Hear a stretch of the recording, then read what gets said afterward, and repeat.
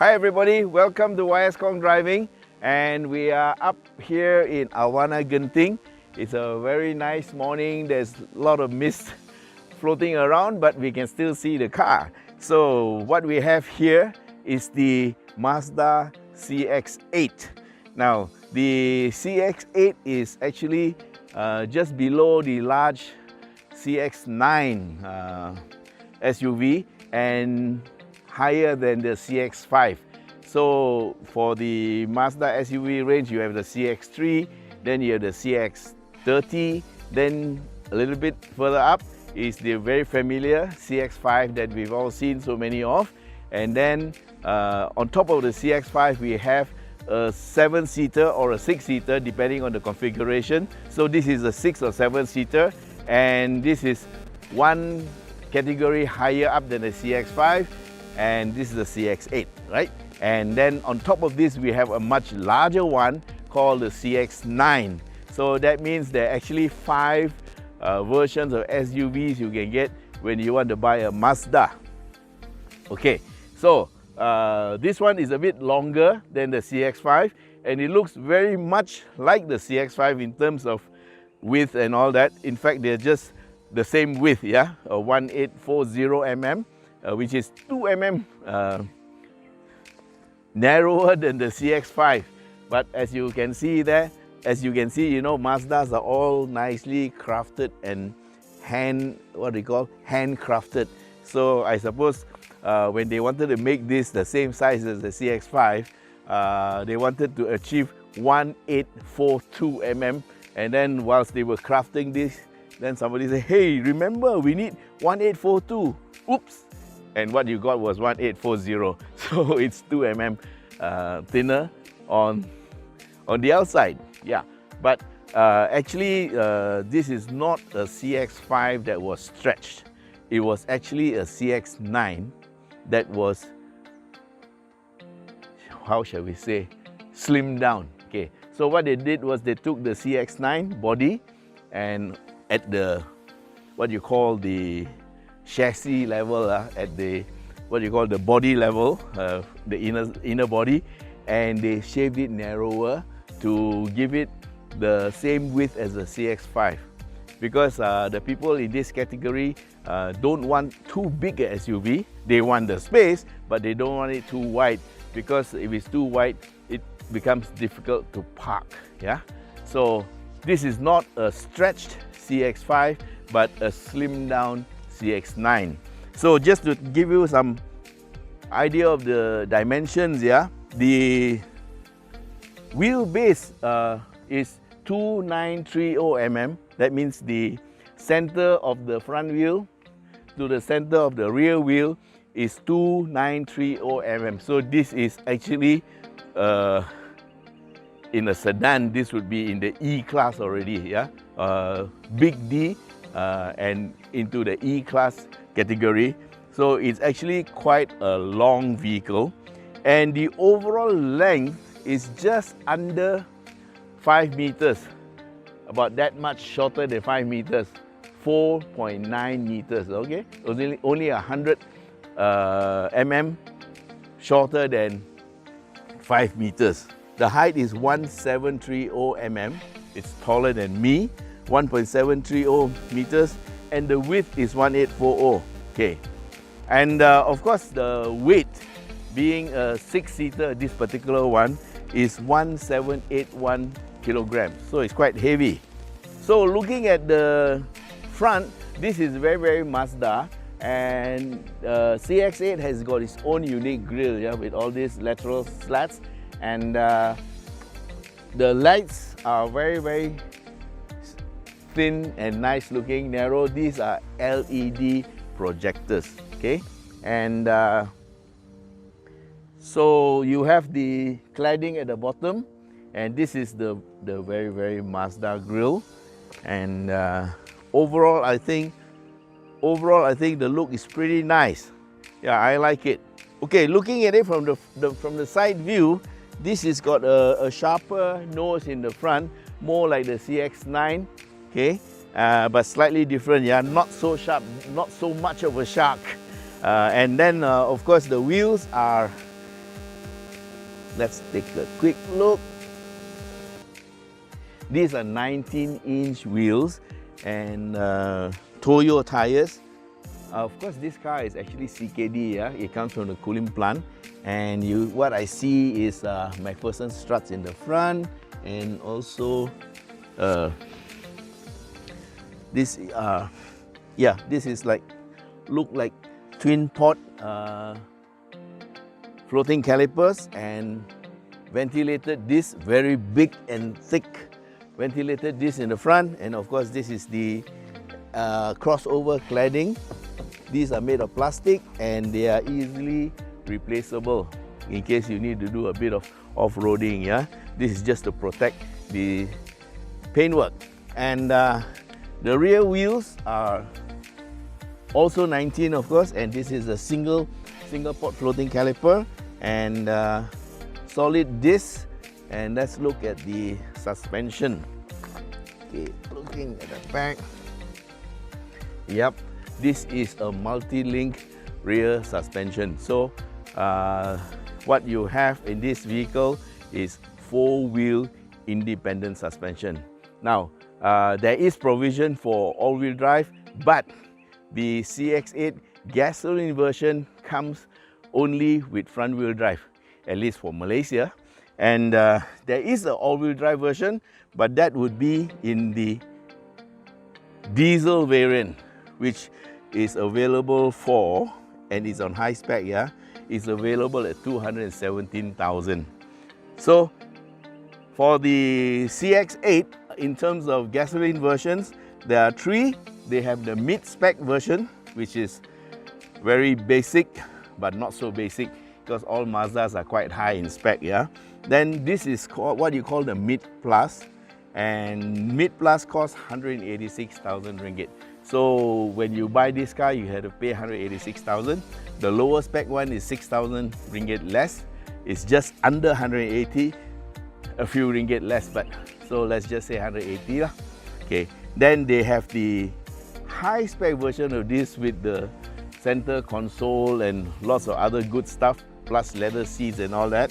And that one is for 200,000 ringgit. So the diesel version costs 17,000 ringgit more. Yeah, that's a Skyactiv diesel engine and with all-wheel drive. So that's the reason for the difference in cost. So from the back, it's pretty neat looking. You have a little mini spoiler here, high stop third brake light, and this garnish that goes right across and ties the 2 ends together.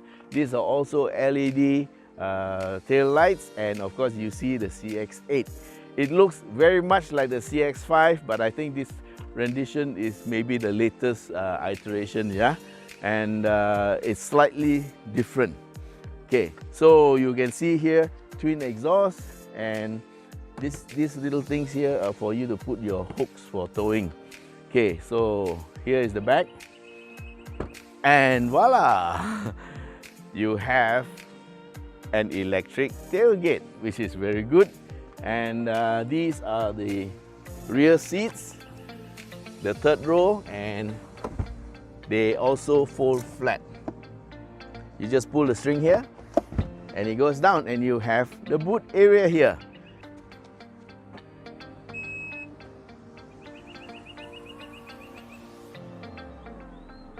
Okay, you can see there's a reverse camera. Okay, let's take a look at inside here. The hidden compartment with emergency first aid kit, your tools, your handbook, and underneath here is a spare tire, which is a space saver. Let's take a look. Yep, that's the space saver tire underneath the cover.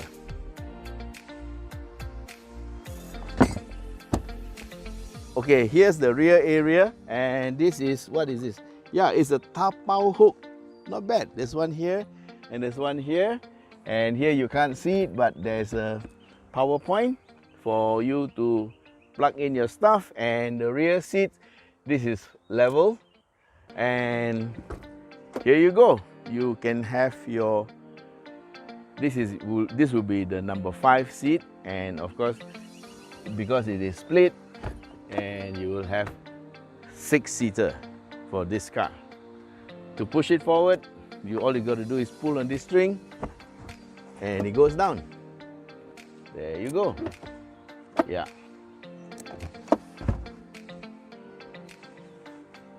All right, this is the 2.5-liter engine of the Mazda CX-8, and we are not a stranger to this engine because this is the same engine that's found in the CX-5 and also in the Mazda 6 2.5-liter, yeah.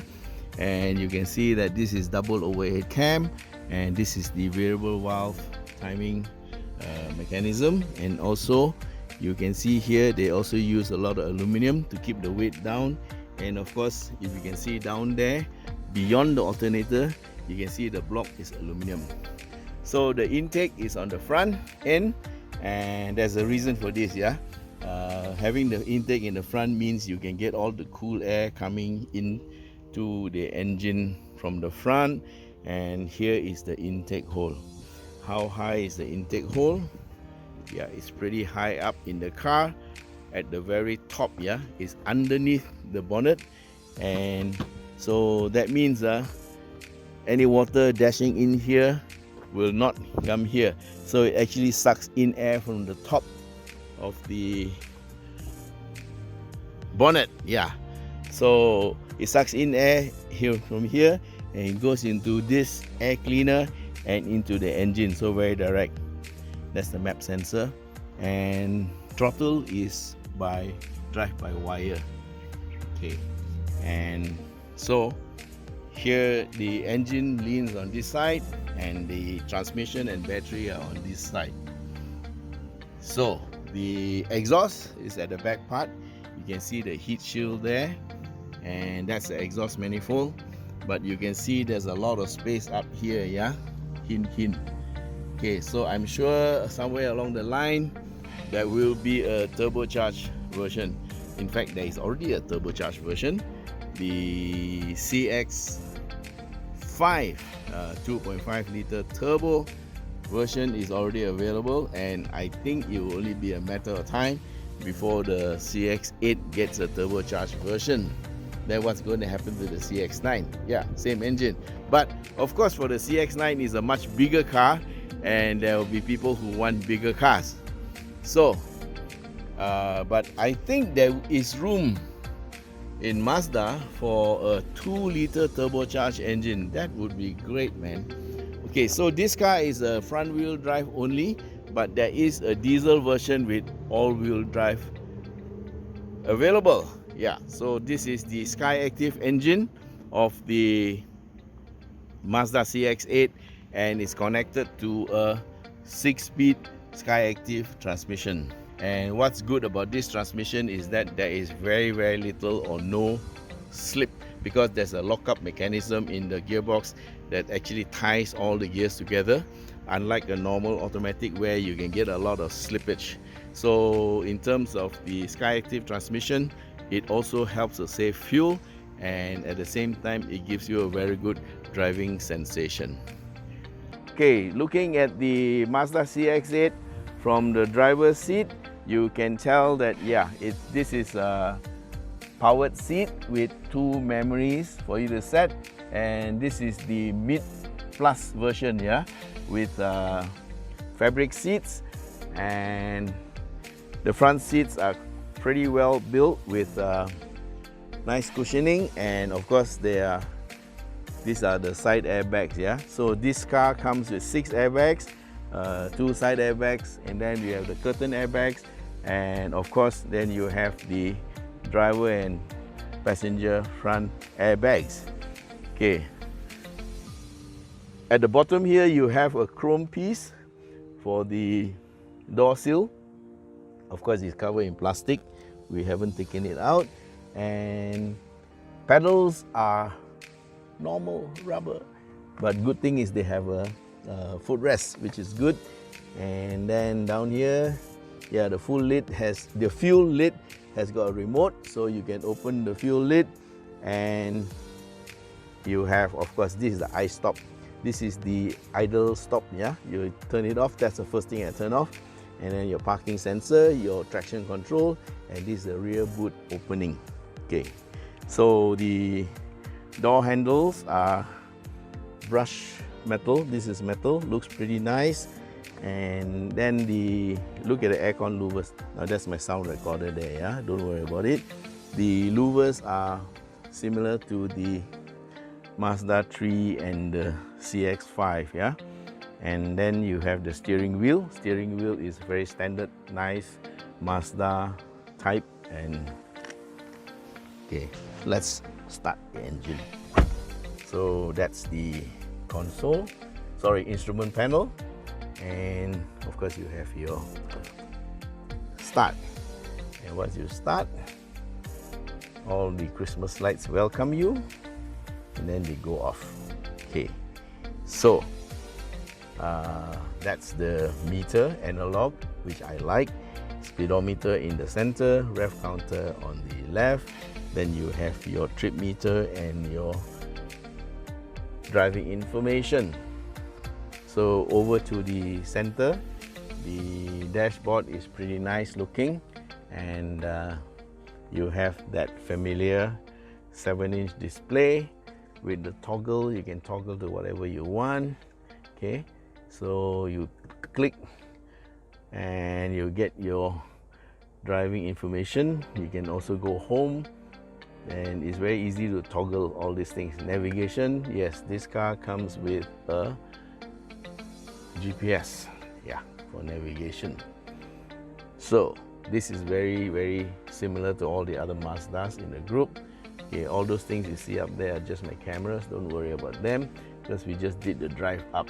Okay, so this rendition, this is like some kind of bound leather or some material, and there's some very nice stitching. Then down here is brushed aluminum, and the motif goes all the way to the doors and also continues at the back, but we'll go to the back later. Now the center console is pretty nice. You have what you call Mazda call a 3-zone aircon control, so you can control the left and the right, your driver and passenger. Okay, let's just move the gear lever down. I got the brakes on. This is your aircon controller, and it's digital, so it's climate control. And here the gear shift is the normal, reverse here, park, neutral, drive, and then you can go to the, once you're in D, you can push to the right and you get your plus minus, forward to minus, back to plus. And so let's go back into P. And of course this is the very important button for me. This is the sport and normal drive button, and when you press the sport button, you can see what happens on the instrument panel where the P is, where you're in sport, and back to normal. Okay, so sport gives you gear changes at higher revs, and the engine tuning is slightly different. Yeah, so back to standard, and this is where you control your screen. This is your mouse-like thing. This one, press home, that's for your navigation, that's for your music, and this is enter. Yeah, so you can toggle with this, and this is your electronic parking brake. Oh yeah, there's an extra one, push to mute your radio in case a phone call comes, and then you can also adjust the volume by playing with this. Yeah, and handbrake is electronic plus auto hold. So guys, auto hold is very good because once you have auto hold and your car is in gear, you stop at any traffic light, the car will hold there. Yeah, and then you have, of course, the center console here, which is pretty nice. It's brown, and you can open up your stuff, and inside you can have your USBs and stuff like that. I have a little camera bracket there. Okay, that's the seat. And okay, so one viewer wanted to ask, what do I use to fit my camera? Yeah, there's a specially built camera mount that actually mounts onto the headrest, and I actually have 2 cameras at the back. Okay, roof lining is very great, and this is a one piece, And let me tell you something about this car. It's very, very quiet interior, and when it rains, you don't get that metallic sound on the roof. Okay, so here are the seat belts, and you have adjustable height anchors, and of course you have your oh my god handles, and there's another one for the driver, although yeah, we know we don't need one for the driver. Yeah. Okay, so steering wheel controls are pretty standard. You have your toggle, then you have your phone and pick up a phone call, and on this side is your cruise control. Okay, in terms of goodies for this car has G vectoring, so it keeps you very comfortable during the corners. Yeah, so it kind of like retards the engine a bit just before you enter the corner to stabilize the car, and that helps your passengers feel good. Okay, so this car has got adaptive headlights, yes, but it doesn't have the other part of it. It doesn't have lane departure warning, there's no lane keep assist, there's no driver attention alert, but there is smart city brake support. And I also noticed this morning the blind spot monitor also works. Yeah. Now here's the interesting part about the car. This is the back part, and these are what you call captain seats.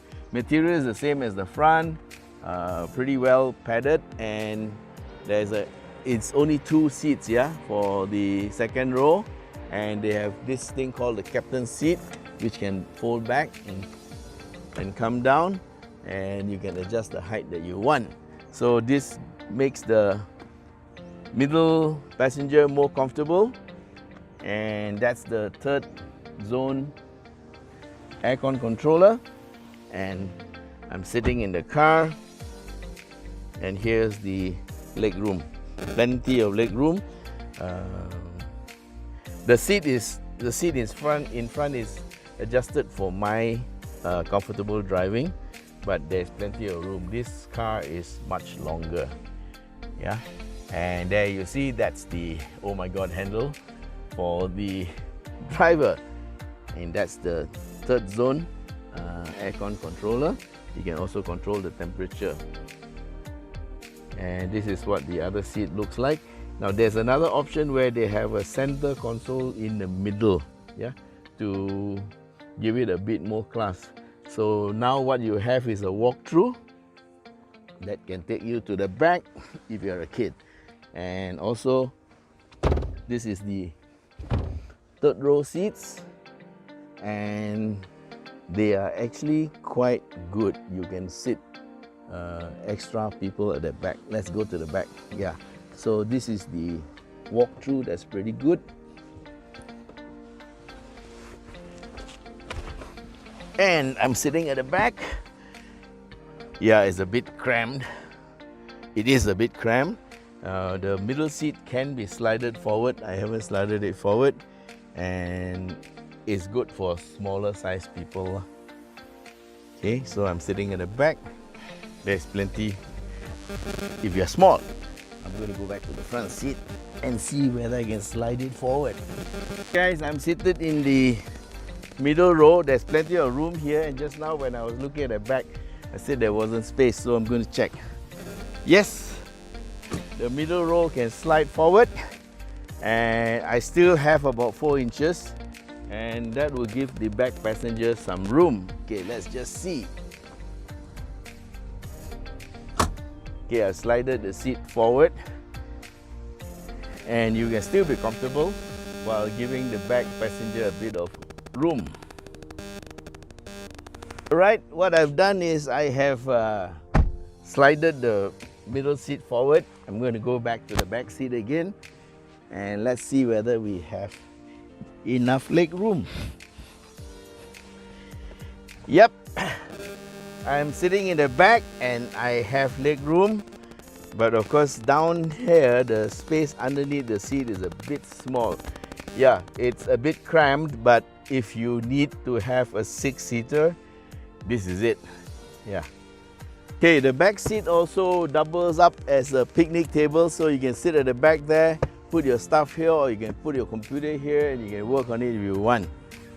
In terms of safety features, the Mazda CX-8 comes with, of course, the base is the DSC, which is the Dynamic Stability Control, and also traction control, 6 airbags, and also adaptive headlights. Plus, it also has what I saw working was the blind spot monitor that tells you there is somebody else beside you, and it also has the SCBS, which is Smart City Braking System, which is like autonomous braking lah. So, given a choice, would I select this car? Yes, if I like a SUV, yes, and I like this SUV. Mazda makes one of the better SUVs. And if I want something that offers more than just a 5-seater, the normal 5-seater is the CX-5. And would I pay a little bit more for the extra 2 seats? Yes, because every once in a while you need to bring your extended family, or you need to bring some extra people out for lunch, then this one converts into a 6-seater. Yeah, there is a 7-seater option, but the one we have is actually 6-seater. The second row has 2 seats, and the back row there are another 2 seats. So would I buy this? Yes, if I have that requirement. But of course now I'm kind of like retired, and I do have another 7-seater, but if I really want to do a replacement, yeah, this will be something that I would consider, if I can afford it, of course. Yeah. So anyway, in terms of handling and driving, this car is pretty nice. We have taken it on the Genting Hill climb, and it handled itself very well. So please watch that video. And we also have driven it on the normal road sections, driving it slow and steadily, and it handles very well too. Of course, it handles very well driving slow. But I think the thing to point out is that the car is actually very nice and silent. So there's a lot of soundproofing, and so in terms of power, there is enough. Yeah, with 192 horsepower and 258 Newton meters of torque from this 2.5 liter, there's plenty of power. Yeah, not the ultimate, but there is enough. All right, guys, so that's our wrap up for the CX-8. Thanks for watching, and don't forget to subscribe, yeah? And please share with your friends if you like our videos. Thanks again. Bye-bye.